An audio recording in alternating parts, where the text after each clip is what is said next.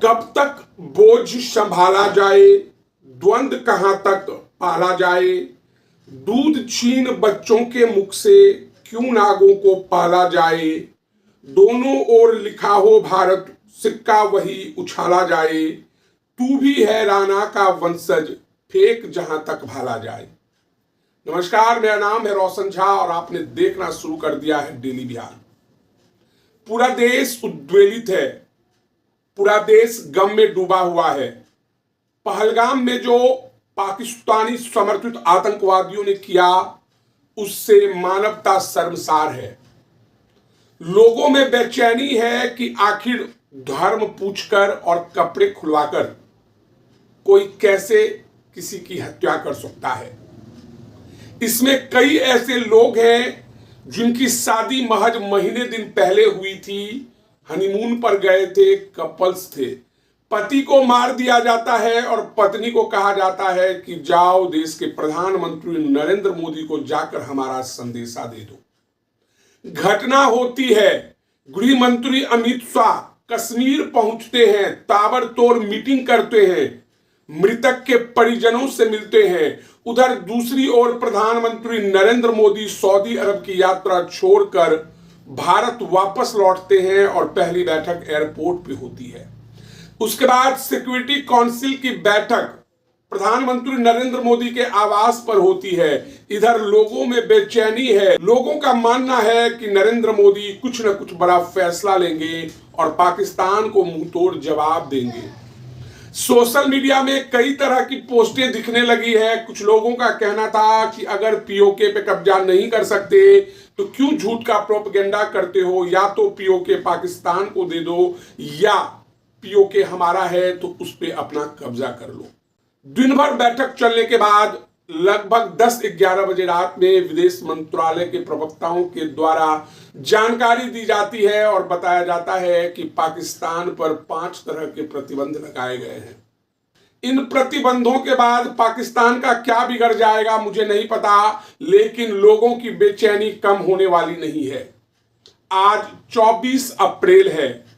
देश के प्रधानमंत्री नरेंद्र मोदी बिहार यात्रा पर आ रहे हैं और कानपुर की यात्रा कैंसिल हो चुकी है।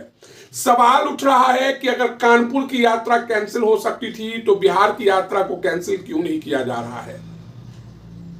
लेकिन आज हमें प्रधानमंत्री जी को कहना है कि प्रधानमंत्री जी आप मिथिला आ रहे हैं और मिथिला में पाहुन का स्वागत भगवान के समान किया जाता है। लेकिन आने से पहले ध्यान रखिएगा कि अगर आप कोई बड़ा ऐलान नहीं करते हैं तो जिन मिथिला वासियों ने और जिन बिहार के लोगों ने आपको जबरदस्त वोट देकर प्रधानमंत्री बनाया था और इस बार भी बनाया है, उनके दिल से आप उतर जाएंगे।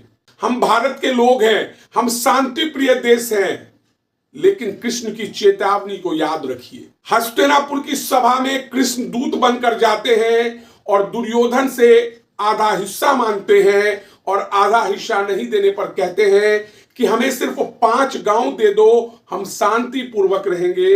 लेकिन दुर्योधन वह भी दे नहीं पाता है और अंत का परिणाम हमें और आपको पता है कि महाभारत।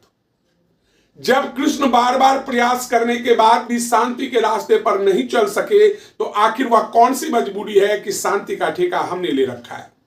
आखिर वह कौन सी मजबूरी है कि बार बार प्रतीकात्मक रूप में हम पाकिस्तान पर कार्रवाई करते हैं और डायरेक्ट एक्शन लेने से डरते हैं। मान लीजिए कि पाकिस्तान के पास एटम बम है तो रोज रोज मरने से अच्छा है एक ही बार मर जाए। अगर हमारे में कुवत है तो पीओके ले लीजिए, अगर हमारे में दम है तो पाकिस्तान का नामो निशान मिटा दीजिए, और अगर दम नहीं है तो बार बार ढिंढोरा पीटना बंद कीजिए कि पीओके हमारा है, आतंकवादियों को मुंह तोड़ जवाब देंगे।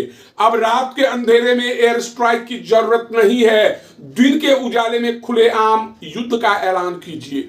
विश्वास कीजिए कि आपका एक भी नागरिक आपके इस फैसले का विरोध नहीं करेगा और कंधे से कंधे मिलाकर आपका साथ देगा।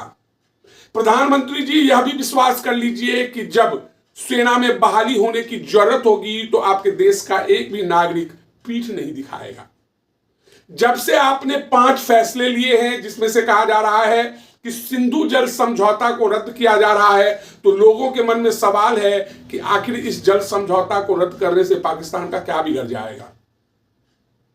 मानते हैं कि अगर आप अपने इस एक्शन पर कायम रहते हैं और 5 और 10 साल में बड़े इन्वेस्टमेंट करते हैं तो पाकिस्तान को 80% पानी मिलना बंद हो जाएगा और पानी के बिना लोगों का जीवन यापन करना बंद हो जाएगा।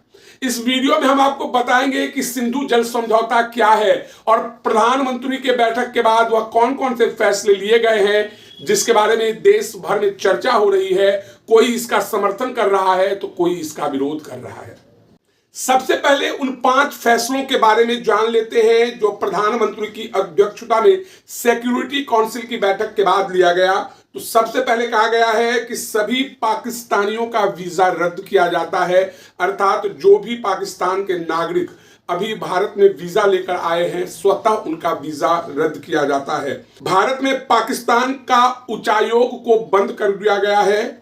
अटारी बाघा बॉर्डर चेक पोस्ट को भी बंद करने का आदेश दिया गया है। पाकिस्तान से सिंधु जल समझौता खत्म किया जाएगा और पाकिस्तान को मुंहतोड़ जवाब देने के लिए रणनीति बनाई जा रही है। अब लोगों के मन में सवाल है कि आखिरकार यह सिंधु जल समझौता क्या है जिसे देश के प्रधानमंत्री ने तोड़ने का फैसला कर लिया है। सिंधु जल समझौता 62 साल पहले देश के प्रधानमंत्री नेहरू और पाकिस्तानी मिलिट्री जनरल अयूब खान के बीच कराची में की गई थी। साल 1960 में सिंधु जल समझौते पर भारत के प्रधानमंत्री पंडित जवाहरलाल नेहरू ने हस्ताक्षर किया था।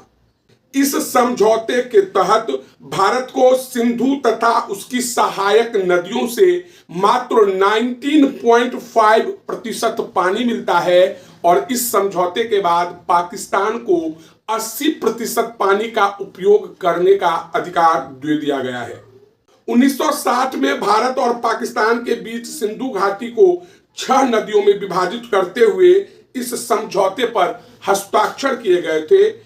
इस समझौते के तहत दोनों देशों के बीच प्रत्येक साल सिंधु जल आयोग की वार्षिक बैठक होना अनिवार्य है। भारत और पाकिस्तान के बीच सितंबर 1960 में सिंधु जल समझौता हुआ था। इसी समझौते के तहत भारत और पाकिस्तान के बीच सिंधु नदी और उसकी सहायक नदियों से पानी की आपूर्ति का बंटवारा नियंत्रित किया जाता है।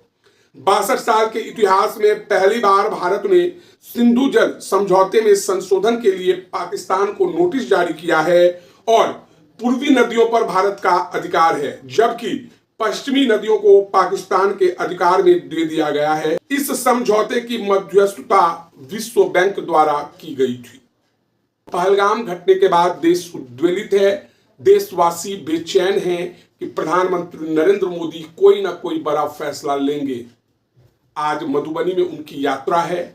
अगर प्रधानमंत्री नरेंद्र मोदी के पास कोई ठोस निर्णय नहीं है और वे मिथिला की धरती पर सिर्फ शोक मनाने आ रहे हैं तो इससे निगेटिव मैसेज जाएगा। उम्मीद करता हूं कि प्रधानमंत्री जब दिन के 11 बजे मधुबनी के विदेश्वर स्थान आएंगे और बाबा भोलेनाथ की पूजा करेंगे तो उनके पास कोई ना कोई मास्टर प्लान जरूर होगा जिससे वे कह सके कि देशवासियों को डरने की जरूरत नहीं है, हमने सेना को फ्री हैंड दे रखा है।